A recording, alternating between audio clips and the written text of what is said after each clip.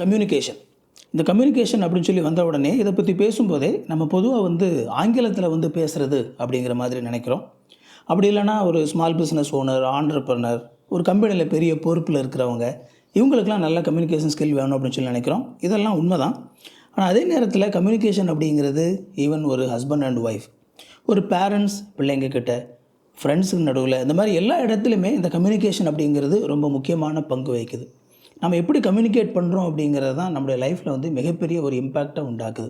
அதனால் இந்த வீடியோவில் எப்படி சரியான விதத்தில் கம்யூனிகேட் பண்ணுறது அப்படிங்கிறத பார்க்க போகிறோம். இதுக்கு நீங்கள் நிறைய புத்தகங்கள்லாம் வாசிக்க வேண்டிய அவசியம் இல்லை. ஒரு சில விஷயங்களை நீங்கள் கவனமாக கவனிச்சிங்கன்னா போதும், யார் வேணாலும் சிறப்பாக கம்யூனிகேட் பண்ணக்கூடிய ஒரு ஆளாக மாறலாம். இந்த வீடியோ உங்களுக்கு ரொம்ப பயனுள்ளதாக இருக்கும் அப்படின்னு சொல்லி நம்புகிறேன். ஐத்தமிழ் அகாடமிக்கு உங்களை வரவேற்கிறேன். இது வரைக்கும் சேனலை சப்ஸ்கிரைப் பண்ணல அப்படின்னா சேனலை சப்ஸ்கிரைப் பண்ணிக்கோங்க. வாங்க வீடியோக்குள்ளே போகலாம்.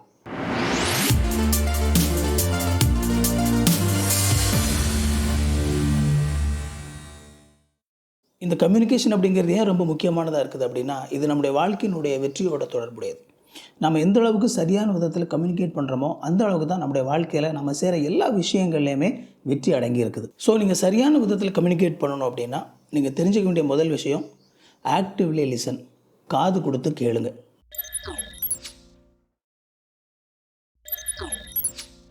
உங்களுடைய கம்யூனிகேஷன் ஸ்கில்ல நீங்கள் நல்லா வளர்கிறதுக்கு உங்களுக்கு கான்ட்ரிபியூட் பண்ணக்கூடிய ரொம்ப முக்கியமான ஒரு விஷயம் என்ன அப்படின்னா, நீங்கள் எந்த அளவுக்கு கவனமாக கேட்குறீங்க அப்படிங்கிறது தான். நீங்கள் நல்லா கவனமாக கேட்டீங்க அப்படின்னா ரொம்ப குயிக்காகவே உங்களுக்கு கம்யூனிகேஷன் ஸ்கில் கூடும். ஒரு ஸ்டேஜில் பேசக்கூடிய ஒரு நபராக இருக்கலாம், உங்களுக்கு எதிரிருந்து பேசக்கூடிய ஒரு நபராக இருக்கலாம், ஈவன் இந்த வீடியோவாக இருக்கலாம்.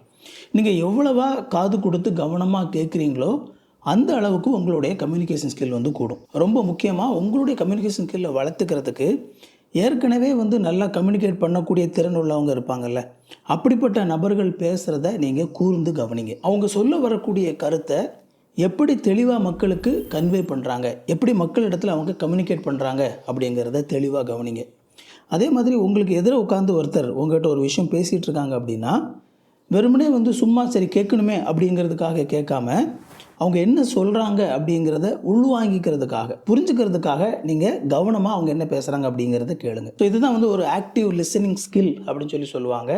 உங்களோட லைஃப்பில் எல்லா பார்ட்லேயுமே நம்ம டெய்லி வெளியே போகும்போது எல்லா நபர்கிட்டும் நம்ம கம்யூனிகேட் பண்ணிக்கிட்டே இருக்கிறோம் இல்லையா, எப்போவுமே என்ன சொல்கிறாங்க அப்படிங்கிறத கவனமாக கேட்டு பழகுங்க. இந்த ஒரு ப்ராக்டிஸ் உங்களுக்கு வந்துருச்சு அப்படின்னாலே உங்களுடைய கம்யூனிகேஷன் ஸ்கில் அப்படிங்கிறது பல மடங்கு அதிகமாயிரும். நான் எல்லோரும் பேசுகிறதையும் கேட்க தானே செய்கிறேன் அப்படின்னு சொல்லி நீங்கள் மனசில் நினைக்கலாம். ஆக்சுவலாக நீங்கள் அவங்க பேசுகிறாங்க அப்படிங்கிறதுக்காக அதை கேட்டுட்ருக்கிறதுக்கும் ஆக்டிவாக அவங்க என்ன பேசுகிறாங்க அப்படிங்கிறத கவனமாக கவனிக்கிறதுக்கும் மிகப்பெரிய வித்தியாசம் இருக்குது. நீங்கள் இன்றைக்கி ட்ரை பண்ணி பாருங்கள், ஆக்டிவாக கவனித்து பாருங்கள். நீங்கள் இதுக்கு முன்னாடி சும்மா கேட்டதுக்கும் நீங்கள் இந்த மாதிரி கவனிக்கிறதுக்கும் இருக்கிற வித்தியாசத்தை உங்களால் உணர முடியும்.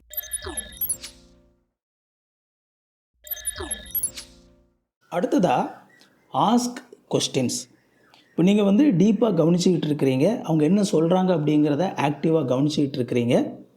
அது மட்டும் இல்லை, ஒருவேளை அவங்க சொல்கிற ஒரு விஷயம் உங்களுக்கு புரியலை அப்படின்னா நீங்கள் உடனடியாக அந்த விஷயத்தில் கேள்வி கேட்டு அவங்க என்ன சொல்ல வராங்க அப்படிங்கிறத தெளிவாக நீங்கள் புரிஞ்சுக்கணும்.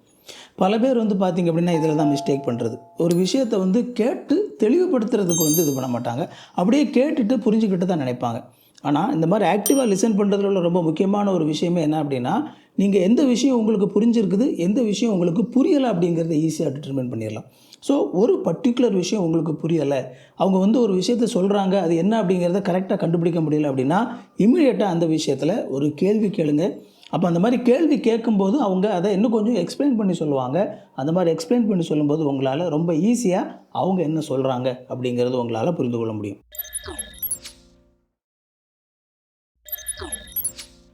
அடுத்ததாக நான் வெர்பல் க்யூஸை கவனிங்க.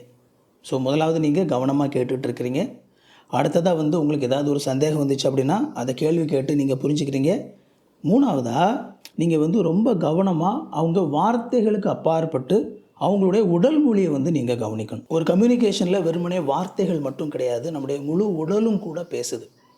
கண்கள் பேசுது, கைகள் பேசுது, உடல் மொழி பேசுது. அப்போது நீங்கள் இதெல்லாம் கவனிக்கிறதுக்கு பழகணும்.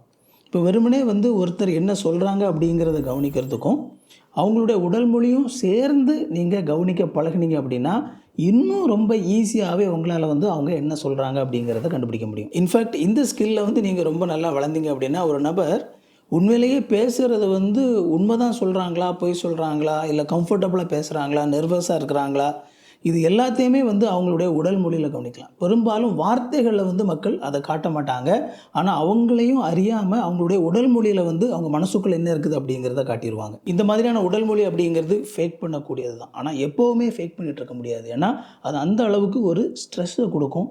ஸோ பேசும்போது ஒருத்தர் நேரடியாக அவங்க கண்ணை பார்த்து பேசுகிறாங்களா, இல்லை நேரடியாக அவங்க கண்ணை பார்க்குறத அவங்க அவாய்ட் பண்ணுறாங்களா, அவங்களுடைய கை வந்து கரெக்டான விதத்தில் இருக்குதா, அல்லது கையை கட்டிக்கிட்டு பேசுகிறாங்களா, கையை பிசைகிறாங்களா, அவங்களுடைய உடலில் வந்து ஒரு அன்கம்ஃபர்டபுளான ஒரு இது இருக்குதா, இது எல்லாத்தையுமே நீங்கள் வந்து கவனித்து போகலாம். இது வரைக்கும் இந்த வீடியோவை பார்த்துட்டிங்க அப்படின்னா இந்த வீடியோ உங்களுக்கு ரொம்ப யூஸ்ஃபுல்லாக இருக்குதுன்னு சொல்லி அர்த்தம். அப்படின்னா என்னுடைய சேனலில் நான் போட போகிற மற்ற வீடியோஸும் உங்களுக்கு யூஸ்ஃபுல்லாக தான் இருக்கும். இந்த வீடியோவை லைக் பண்ணிக்கோங்க, சேனலை சப்ஸ்கிரைப் பண்ணிக்கோங்க, நம்ம கண்டினியூ பண்ணலாம். ஓகே, நீங்கள் வந்து நல்லா லிசன் பண்ணிட்டீங்க. இனிமேல் வந்து நீங்கள் ரீப்ளே பண்ணணும், அவங்களுக்கு வந்து பதில் சொல்லணும்.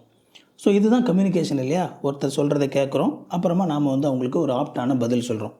இதில் ரொம்ப முக்கியமானது என்ன அப்படின்னா, நீங்கள் வந்து அவங்களுக்கு பதில் சொல்லும்போது எப்போவுமே வந்து டோன்ட் ஓவர் காம்ப்ளிகேட் திங்ஸ். அதாவது நீங்கள் சொல்கிற விஷயத்த ரொம்ப சிக்கலான ஒரு விஷயமாக சொல்லாதீங்க. இன்னொரு விதத்தில் சொல்லணும் அப்படின்னா, நீங்கள் வந்து அவங்களுக்கு என்ன திரும்ப சொல்லணும்னு நினைக்கிறீங்களோ அதை வந்து ரொம்ப எளிமைப்படுத்தி சொல்லுங்கள்.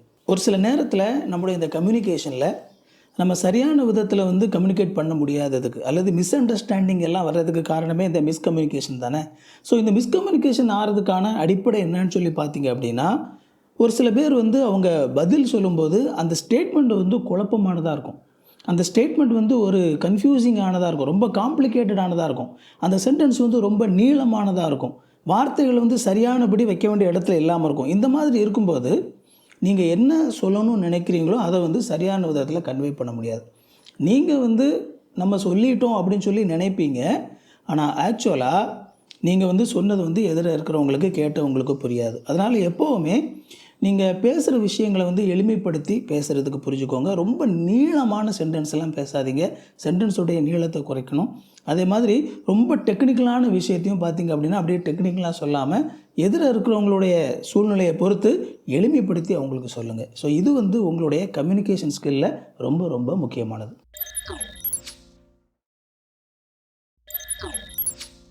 அடுத்ததாக டேக் பாசஸ். அதாவது நீங்கள் பேசும்போது கொஞ்சம் நிறுத்தி நிதானமாக இடைவெளி விட்டு பேசுங்க. ஒரு சில பேர் பேசும்போது பார்த்திங்க அப்படின்னா படபடப்படான்னு சொல்லி அப்படியே பொரிஞ்சிருவாங்க.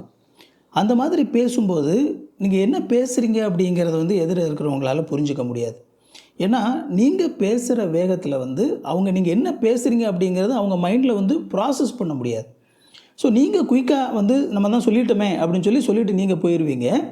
ஆனால் எதிர இருக்கிறவங்களுக்கு எதுவுமே புரிஞ்சிருக்காது. ஸோ எப்போவுமே நீங்கள் பேசுகிற விஷயம் எதிர இருக்கிறவங்களுக்கு புரியணும் அப்படின்னு சொல்லி நினச்சிங்க அப்படின்னா நிதானமாக நிறுத்தி அப்பப்போ இடைவெளி விட்டு நீங்கள் பேசுங்க. நீங்கள் இதை சாதாரணமாக நினைக்கலாம், ஆக்சுவலாக நீங்கள் நினைக்கிறத விட இது கஷ்டம். நீங்கள் கொஞ்சம் பழகணும்.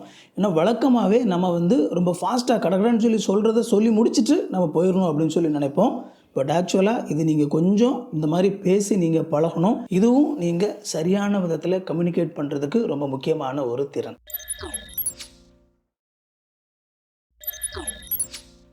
அடுத்ததாக உங்களுடைய கம்யூனிகேஷனில் ஷோ எம்பத்தி.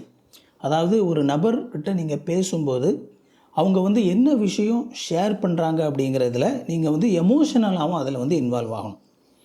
நீங்கள் ஏதோ ஒரு ரோபோட் மாதிரி அவங்க என்ன சொன்னாலும் அப்படியா அப்படின்னு சொல்லி கேட்டுட்டு இருக்கக்கூடாது. ஏன்னா நம்ம வந்து மனுஷங்கக்கிட்ட வந்து நம்ம கம்யூனிகேட் பண்ணுறோம், மனுஷங்கக்கிட்ட வந்து நம்ம இன்ட்ராக்ட் பண்ணுறோம். ஸோ மனுஷங்க அப்படின்னு சொல்லி வரும்பொழுதே கண்டிப்பாக வந்து எல்லா மனுஷங்களும் ஒரு ஃபீலிங்ஸ் உள்ளவங்களா, உணர்வு உள்ளவங்களாக நம்ம இருக்கிறோம். அதனால் ஒரு நபர் உங்ககிட்ட கம்யூனிகேட் பண்ணும்போது அவங்க என்ன பேசுகிறாங்க அப்படிங்கிறத கவனித்து அவங்களுக்கு வந்து எமோஷனல் ரெஸ்பான்ஸும் நீங்கள் கொடுக்கணும். நீங்கள் கண்டிப்பாக வந்து அவங்களுக்கு ரீப்ளை பண்ணணும் அப்படிங்கிறது முக்கியம். அந்த ரீப்ளை அப்படிங்கிறது அவங்க வந்து பேசுகிற அந்த விஷயத்துக்கு அந்த எமோஷனல் ரெஸ்பான்ஸும் கரெக்டாக இருக்கணும். இன்னும் இதை சிம்பிளிஃபை பண்ணி சொல்லணும் அப்படின்னா அவங்களுடைய சந்தோஷமாக இருக்கலாம், அவங்களுடைய துக்கமாக இருக்கலாம், அவங்களுடைய கஷ்டமாக இருக்கலாம், அதில் வந்து நீங்கள் பங்கெடுக்கணும். அவங்க ஒரு சந்தோஷமான நியூஸ் உங்கள்கிட்ட ஷேர் பண்ணாங்க அப்படின்னா உங்களோட ரீப்ளேலையும் அந்த சந்தோஷம் வந்து இருக்கணும். அவங்க ஒரு சேடான நியூஸ் உங்கள்கிட்ட ஷேர் பண்ணாங்க அப்படின்னா உங்களுடைய ரீப்ளேலையும் வந்து அந்த சேட்னஸ் இருக்கணும், அந்த கன்சர்ன் இருக்கணும். இந்த மாதிரி ஒரு கான்வர்சேஷனில் நீங்கள் வந்து எமோஷனலாகவும் இன்வால்வ் ஆகி பழகுங்க. அது வந்து நீங்கள் சரியான விதத்தில் கம்யூனிகேட் பண்ணுறதுக்கு ரொம்ப முக்கியமானது.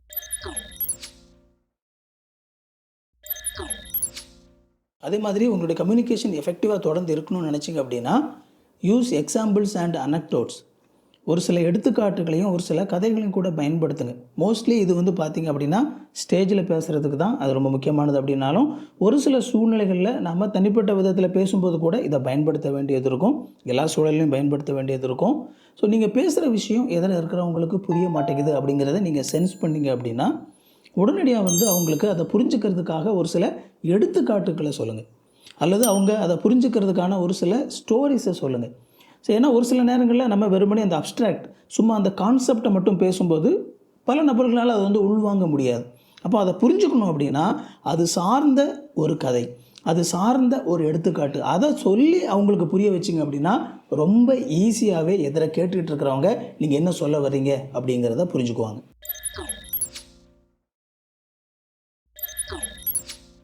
கடைசியாக திங்க் பேக், யோசித்து பாருங்கள். ஒவ்வொரு நாளும் நம்ம நிறைய கான்வர்சேஷன் பண்ணியிருப்போம். மேபி ஒரு சில சூழ்நிலைகளில் வந்து நம்ம கம்யூனிகேட் பண்ணதை வந்து கம்யூனிகேட் பண்ண முடியாமல் அது தவறாக போயிடுறதுக்கான வாய்ப்பு இருக்குது. இப்போ அந்த மாதிரியான சூழ்நிலைகளில் எப்போவுமே வந்து திங்க் பண்ணி பாருங்கள். ஓகே, அவங்க என்ன கேட்டாங்க, நம்ம என்ன சொன்னோம், இது சொன்னனால என்ன மாதிரியான ஒரு இஷ்யூ வந்தது, இதை இப்படி சொன்னதுக்கு பதிலாக வேறு மாதிரி நம்ம சொல்லியிருந்துருக்கலாமா, இந்த மாதிரி நீங்கள் திங்க் பண்ணி பாருங்கள். இந்த மாதிரி திங்க் பண்ணி பார்க்குறதுல இருக்கிற ப்ளஸ் பாயிண்ட் என்ன அப்படின்னா, நாம் வந்து நம்முடைய மிஸ்டேக்லேருந்து கற்றுக்குறோம். ஸோ ஒரு முறை வந்து நம்மளுடைய கம்யூனிகேஷனில் நம்ம அந்த மிஸ்டேக் பண்ணியிருக்கலாம், அதை திரும்ப வந்து அனலைஸ் பண்ணி பார்த்து, அதை திரும்ப திங்க் பண்ணி பார்த்து, அதை வேறு மாதிரி எப்படி ஹேண்டில் பண்ணியிருக்கலாம் அப்படிங்கிறத நம்ம யோசித்து வச்சுருந்தோம் அப்படின்னா, நம்ம அடுத்தடுத்த முறை நம்ம தவறாக கம்யூனிகேட் பண்ணாமல் சரியாக கம்யூனிகேட் பண்ணுறதுக்கு அது உதவி செய்யும். ரிமெம்பர், உங்களுடைய வாழ்க்கையினுடைய வெற்றியை தீர்மானிக்கிறதுல இந்த கம்யூனிகேஷனும் ரொம்ப முக்கியமான பங்கு வகிக்குது, மறந்துடாதீங்க. இந்த வீடியோ உங்களுக்கு ரொம்ப பயனுள்ளதாக இருந்திருக்கும் அப்படின்னு சொல்லி நம்புகிறேன். உங்கள் நண்பர்களுக்கோ உறவினர்களுக்கோ இந்த வீடியோ பயனுள்ளதாக இருக்கும்னு சொல்லி நீங்கள் நினச்சிங்க அப்படின்னா அவங்களுக்கு இந்த வீடியோவை ஷேர் பண்ணி விடுங்க. உங்களோட சந்தேகங்களை கமெண்ட்டில் கேளுங்க, நான் உங்களுக்கு பதில் சொல்கிறேன். வீடியோவை லைக் பண்ணிக்கோங்க, சேனலை சப்ஸ்கிரைப் பண்ணிக்கோங்க. உங்களுக்கு நோட்டிஃபிகேஷன் ஒன்று நினச்சிங்க அப்படின்னா பெல் பட்டனை கிளிக் பண்ணிக்கோங்க. இன்னொரு சூப்பரான வீடியோவில் சந்திப்போம் friends. Thank you. God bless you.